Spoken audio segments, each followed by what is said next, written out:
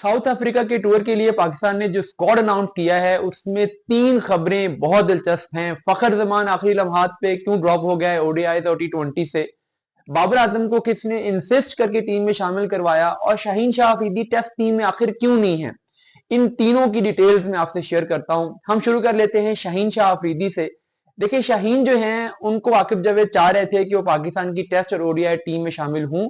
टी20 से वो उन्हें रेस्ट करवाना चाह रहे थे, बट अब कुछ अर्सा पहले मैंने ये रिपोर्ट किया था कि शाहीन शाह अफरीदी टेस्ट क्रिकेट से रिटायरमेंट के बारे में सोच रहे हैं और उन्होंने अपने फैमिली और फ्रेंड्स से इस बारे में मशवरा किया है। लेकिन उन्हें ये मशवरा दिया गया है कि अभी आप ये इमीडिएटली ये डिसीजन ना लें, कुछ अरसे के लिए आप अपने आप को टेस्ट क्रिकेट से दूर कर लें और उसके बाद फिर आप कुछ महीनों के बाद रीथिंक कर लें कि आपने टेस्ट क्रिकेट से परमानेंट रिटायरमेंट लेनी है या आपने कम बैक करना है।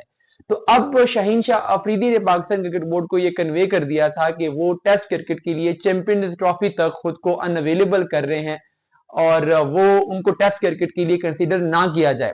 जब उन्होंने अपने आप को टेस्ट क्रिकेट के लिए अनअवेलेबल ही कर लिया तो फिर पाकिस्तान की सिलेक्शन कमेटी ने यह डिसीजन किया कि हम इनको दोनों फॉर्मेट में शामिल कर लेते हैं ओडीआई के, क्योंकि फिर जो वर्कलोड मैनेजमेंट का मसला है वो तो होगा नहीं।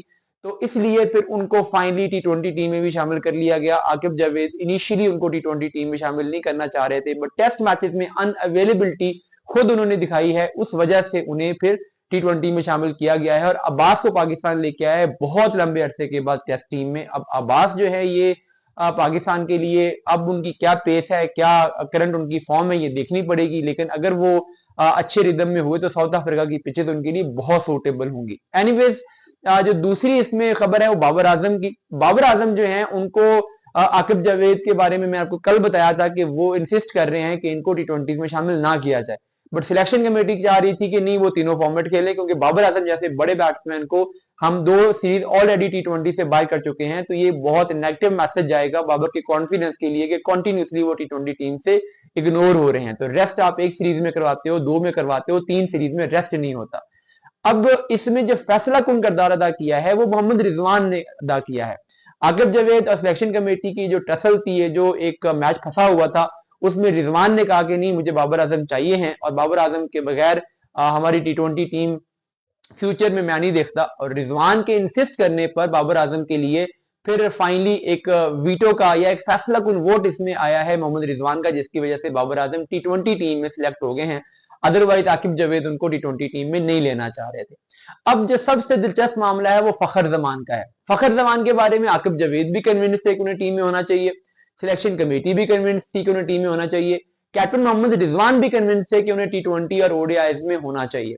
लेकिन मामला क्या हुआ है, ये हुआ है कि फखर जमान जो है उन्होंने पीसीबी को खुद ही रिक्वेस्ट की है कि उन्हें इस टूर के लिए कंसीडर ना किया जाए। इनिशियली उन्होंने अवेलेबिलिटी शो की थी कि मैं खेलना चाहता हूं, लेकिन कल उन्होंने पीसीबी को, पाकिस्तान की सिलेक्शन कमेटी को ईमेल की और उन्होंने कहा कि मैं साउथ अफ्रीका के टूर के लिए अपने आप को अनअवेलेबल कर रहा हूं क्योंकि मैं अपने आप को फिट फील नहीं कर रहा।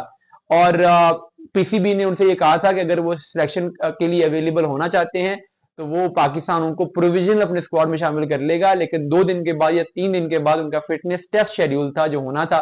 फखर जमान ने ईमेल की है कि मैं अपने आप को इस फिटनेस लेवल पे नहीं समझ रहा कि मैं फिटनेस टेस्ट दे सकूं, मुझे अभी रिहैब के लिए कुछ और टाइम चाहिए है, तो मुझे पाकिस्तान क्रिकेट टीम में साउथ अफ्रीका के टूर के लिए सिलेक्ट ना किया जाए। तो उनकी इस ईमेल के बाद फखर जमान का नाम निकाल दिया गया। आल्दो के फखर जमान इस स्क्वाड के लिए पहले फाइनलाइज हो चुके थे कि वो पाकिस्तान की टी20 टीम में भी होंगे और पाकिस्तान की वनडे टीम में भी होंगे। ओवरऑल पाकिस्तान ने अब अब्दुल्ला शफीक को और साइम अयूब को ओपनिंग कॉम्बिनेशन में रिटेन कर लेगा जब फखर जमान नहीं है तो, और टी20 में पाकिस्तान साइम और रिजवान के साथ ओपनिंग करेगा और टेस्ट में भी साइम और अब्दुल्ला शफीक ही ओपनिंग करेंगे। तो अब्दुल्ला शफीक को एक लाइफलाइन और मिली है दोनों फॉर्मेट्स में, टेस्ट में भी और ओडीआईज में भी, कि वो अपनी जगह सीमेंट कर सकें। अब देखते हैं कि वो इस अपॉर्चुनिटी का कैसे फायदा उठाते हैं।